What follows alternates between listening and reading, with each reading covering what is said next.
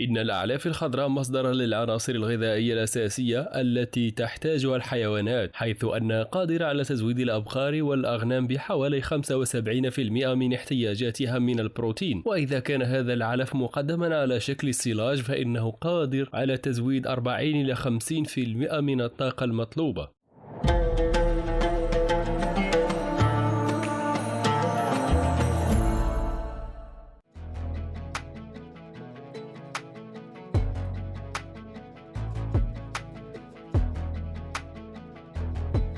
زراعة الأعلاف الخضراء تقلل من التكلفة الاقتصادية لمشاريع الأبقار والأغنام، خاصة بوجود مزارع أبقار ذات أعداد كبيرة تملك أراضي ومصادر مياه متاحة. كما أن الأعلاف الحيوانية الخضراء هي أحد أنواع الغذاء المقدم للماشية، وبالتالي تأتي غالبية الأعلاف من مصادر نباتية، لذلك تتغذى عليها الحيوانات نظرا لاحتوائها على الكثير من العناصر الغذائية الهامة مثل البروتينات والسعرات الحرارية والألياف الغذائية لتزويد الحيوانات بالطاقة اللازمة لإنتاج الحليب والمحافظة على صحتها وحمايتها من الأمراض.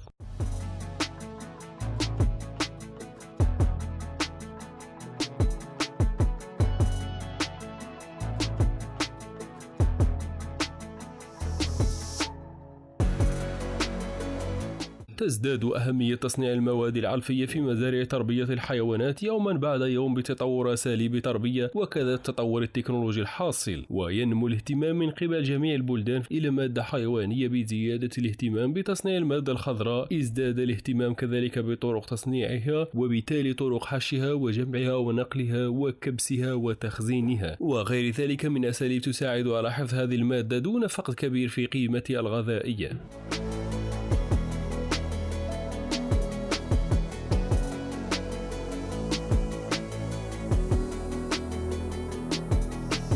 وهكذا كانت الصيلجة أحد الطرق المناسبة لحفظ الأعلاف الخضراء على شكل صلاج من أجل تأمينها في وقت آخر من السنة لا تتوفر فيها هذه المادة، وخاصة في فصل الشتاء الذي قد يقصر أو يطول من بلد إلى آخر حسب موقع كل بلد من البلدان. ازداد الاهتمام بتصنيع المادة الخضراء إلى الصلاج أو دريس أو طحن العلف الأخضر ضروري، وأصبح حاجة ملحة لدى مربي المواشي وكذلك مختصين على حد السواء، ولا سيما في شركات الأبقار.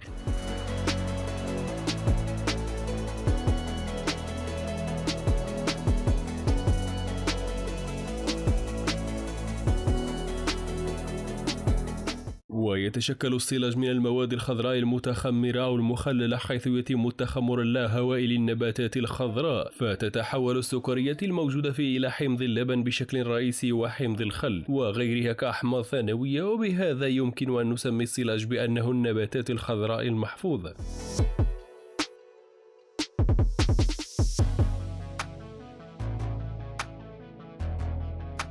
تكمن أهمية الصلاج في توفير المادة الخضراء المحفوظة إلى فترات من العام لا تتوافر فيها الأعلاف الخضراء العادية، وكذلك تخزين المادة الخضراء من السنوات الخصبة ذات الإنتاج العالي إلى السنوات الجافة ذات الإنتاج المنخفض بحسب كمية هطول الأمطار من سنة لأخرى.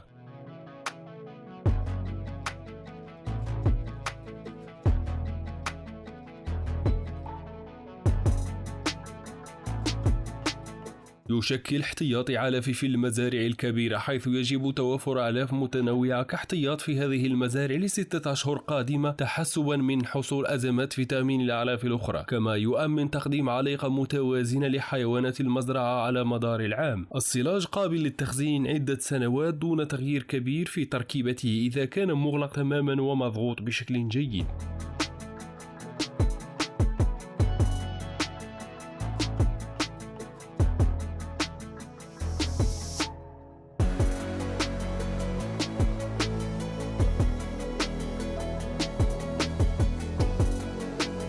إن تركيب الصلاج قريب من تركيب المادة الخضراء، حيث أن التغيير الرئيسي يتم بتحويل السكريات كربوهيدرات بالتخمر اللاهوائي إلى حمض اللبن الأسهل هضما في بطن الحيوان، ويحتوي فيتامينات مختلفة خاصة فيتامين A وكاروتين، إضافة إلى عناصر معدنية وبروتينات بنسب مختلفة حسب وجودها في المادة الخضراء الطازجة.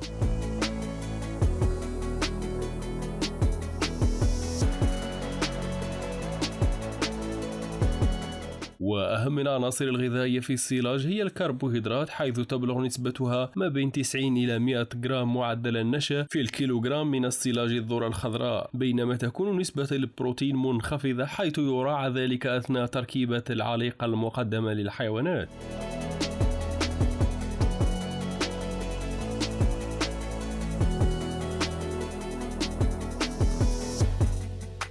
ويمكن صناعة السيلاج من معظم المحاصيل العلفية، إلى أن هناك اختلاف في نوعية السيلاج ناتج حسب المحصول العلفي المصنع، وأهم هذه المحاصيل الذرة الصفراء أو الذرة البيضاء المحسنة، كذلك الشوفان بجميع أصنافه المختلفة، والشعير بجميع أصنافه المختلفة.